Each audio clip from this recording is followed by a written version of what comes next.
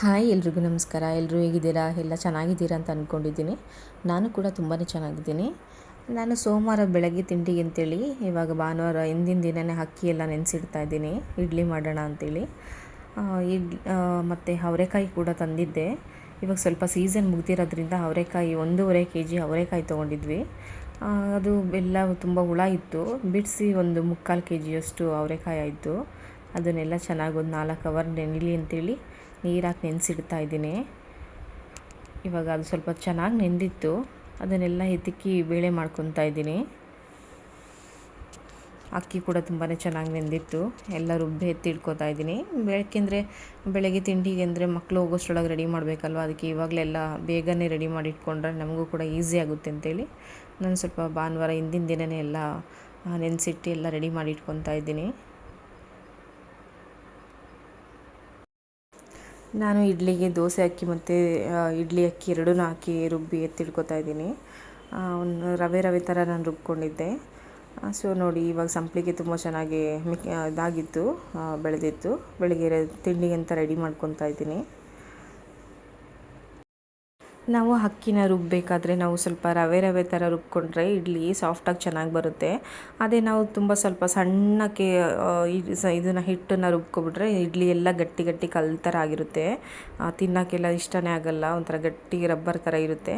ಅದೇ ನಾವು ರವೆ ಥರ ಇದ್ದರೆ ಒಂಥರ ಸಾಫ್ಟಾಗಿ ಒಂಥರ ತಿನ್ನೋಕ್ಕೆ ಚೆನ್ನಾಗಿರುತ್ತೆ.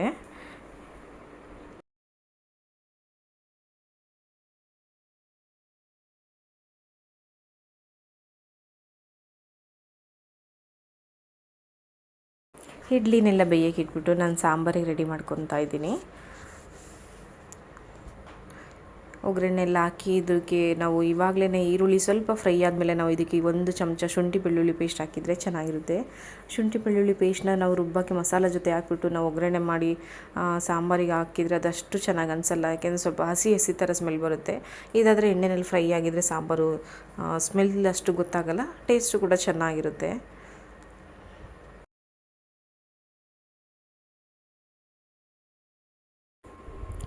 ಒಗ್ಗರಣೆ ಎಲ್ಲ ರೆಡಿ ಮಾಡಿ ಬೇಯಕ್ಕೆ ಇಟ್ಬಿಟ್ಟು ನಾನು ಇವಾಗ ಮಸಾಲ ರುಬ್ಬಕ್ಕೆ ರೆಡಿ ಮಾಡ್ಕೊತಾ ಇದ್ದೀನಿ.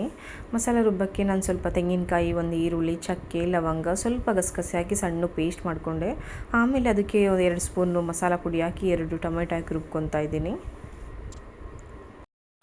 ಮಸಾಲ ಎಲ್ಲ ರುಬ್ಬಿ ರೆಡಿ ಆಯಿತು ನೋಡಿ. ಇವಾಗ ಸಾಂಬಾರಿಗೆ ಎಷ್ಟು ಬೇಕೋ ಅಷ್ಟು ನಾನು ನೀರು ಹಾಕಿ ಅದಕ್ಕೆ ಅಡ್ಜಸ್ಟಬಲ್ ಆಗಿ ನಾನು ಸಾಂಬಾರನ್ನ ರೆಡಿ ಮಾಡ್ಕೊತಾ ಇದ್ದೀನಿ.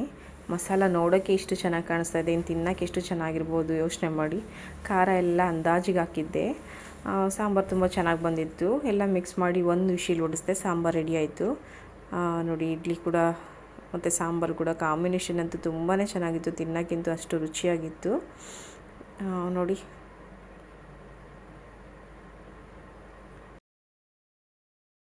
ತಿಂಡಿ ಎಲ್ಲ ಮುಗೀತು, ಮಕ್ಕಳು ಕೂಡ ಸ್ಕೂಲಿಗೆ ಹೋದರು. ನಾನು ಹಿಂದಿನ ದಿನ ತರಕಾರಿ ಎಲ್ಲ ತೊಗೊಂಡು ಬಂದಿದ್ದೆ. ಸರಿ, ನಾನು ಎತ್ತಿ ಜೋಡಿಸ್ಕೊಳಕ್ಕಾಗಿರಲಿಲ್ಲ. ಸರಿ, ಇವಾಗೆಲ್ಲ ಕುತ್ಕೊಂಡು ಎಲ್ಲ ಪ್ಯಾಕ್ ಮಾಡಿ ಜೋಡಿಸಿ ಎತ್ತಿಟ್ಕೊಳ್ಳೋಣ ಅಂಥೇಳಿ ಎಲ್ಲ ಜೋಡಿಸ್ಕೊತಾ ಇದ್ದೀನಿ. ಟೊಮೊಟೊ ಕೂಡ ಅಷ್ಟೇ, ನಾನೊಂದು ದೇವಸ್ಥಾನಕ್ಕೆ ಹೋಗಿದ್ದೆ, ಅಲ್ಲಿ 10 ರೂಪಾಯಿ kg ಅಂದರು, ತುಂಬಾ ಚೆನ್ನಾಗಿತ್ತು. ಅಲ್ಲೂ ಕೂಡ 1-2 kg ನಾನು ಟೊಮೆಟೊ ಎತ್ಕೊಬಂದಿದ್ದೆ. ಅದನ್ನೆಲ್ಲ ಹಣ್ಣನ್ನೆಲ್ಲ ಒಂದು ಸಪ್ರೇಟಾಗಿ ಒಂದು ಬ್ಯಾಗಿಗೆ ಹಾಕಿ ಸ್ವಲ್ಪ ಕಾಯಿ ಇರೋದೆಲ್ಲ ಒಂದು ಬ್ಯಾಗಿಗೆ ಹಾಕಿ ಎತ್ತಿಟ್ಕೊತಾ ಇದ್ದೀನಿ. ಇದ್ರ ಜೊತೆಗೆ ಮನೆ ದಿನಸಿ ಐಟಮ್ ಕೂಡ ಖಾಲಿಯಾಗಿತ್ತು, ಅದು ಕೂಡ ತೊಗೊಂಡು ಬಂದಿದ್ದೆ. ಎಲ್ಲ ಒಂದೇ ದಿನ ತಂದಿದ್ದರಿಂದ ಎತ್ತಿಟ್ಕೊಳ್ಳೋಕ್ಕಾಗಿರಲಿಲ್ಲ, ತುಂಬಾ ಟಯರ್ಡ್ ಆಗಿತ್ತು, ಹಾಗೆ ಬಿಟ್ಬಿಟ್ಟಿದ್ದೆ. ಸರಿ, ಇವಾಗ ತಿಂಡಿ ಎಲ್ಲ ಮುಗಿಸಿ ಎಲ್ಲ ಎತ್ತಿ ಇಟ್ಕೊಳ್ಳೋಣ ಅಂತೇಳಿ ಐಟಮ್ಸ್ ಎಲ್ಲ ಎತ್ತಿ ಇಟ್ಕೊತಾ ಇದ್ದೀನಿ. ನಿಮಗೇನಾದರೂ ಇವತ್ತಿನ ನನ್ನ ಬ್ಲಾಗ್ ಇಷ್ಟ ಆಗಿದರೆ ದಯವಿಟ್ಟು ಲೈಕ್ ಮಾಡಿ ಆ್ಯಂಡ್ ಶೇರ್ ಮಾಡಿ. Thank you.